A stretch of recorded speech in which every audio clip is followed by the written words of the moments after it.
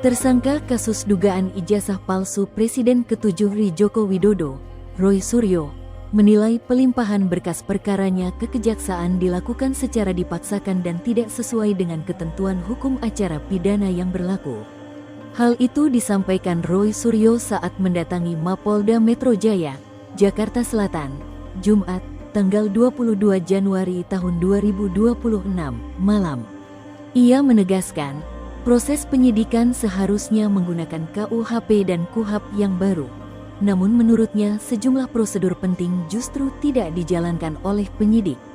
Roy menyampaikan bahwa dalam pemeriksaan yang mewajibkan penerapan KUHP dan KUHAP baru, terdapat banyak tahapan yang seharusnya dilakukan kepolisian, tetapi tidak dilaksanakan. Salah satu yang disorot adalah penanganan perkara pada klaster pertama yang langsung dilakukan pemeriksaan tanpa pemberitahuan penerapan hukum acara pidana yang baru. Menurut Roy, langkah tersebut merupakan kekeliruan prosedural yang berdampak pada keabsahan proses hukum. Ia juga menyinggung penanganan klaster kedua yang menyeret dirinya bersama Rismon Sianipar dan Tifauzia Tiasuma alias Dr. Tifa. Roy menilai pelimpahan berkas klaster kedua dilakukan secara terburu-buru karena penyidik belum memeriksa saksi dan ahli yang meringankan, Adecas.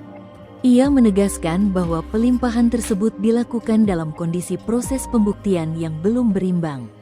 Soroti potensi P19, bukan P21. Atas dasar itu, Roy meyakini jaksa peneliti seharusnya mengembalikan berkas perkara kepada penyidik atau menerbitkan P19, bukan menyatakan berkas lengkap atau P21. Ia menilai jika jaksa bekerja secara objektif dan berpegang pada prinsip hukum, maka berkas perkara tersebut belum layak dinyatakan lengkap.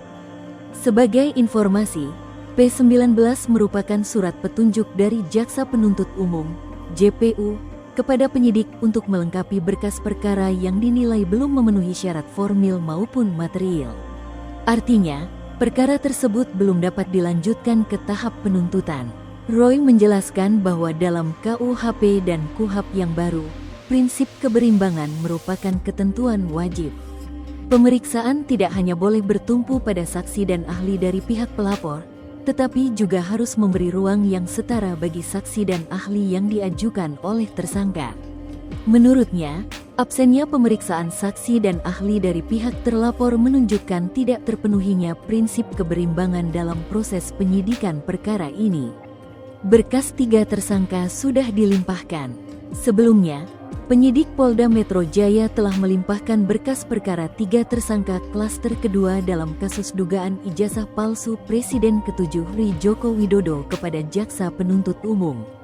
Ketiga tersangka tersebut adalah Roy Suryo, Rismon Sianipar, dan Tifauzia Tiasuma.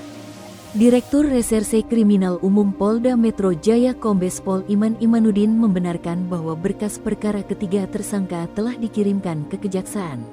Ia menyebut pelimpahan dilakukan terhadap para tersangka yang telah ditetapkan sebelumnya. Dengan dilimpahkannya berkas perkara tersebut, JPU selanjutnya akan meneliti kelengkapan formil dan material berkas sebelum memutuskan apakah perkara dinyatakan lengkap, P21, atau dikembalikan ke penyidik untuk dilengkapi. Download Tribun X sekarang, menghadirkan lokal menjadi Indonesia.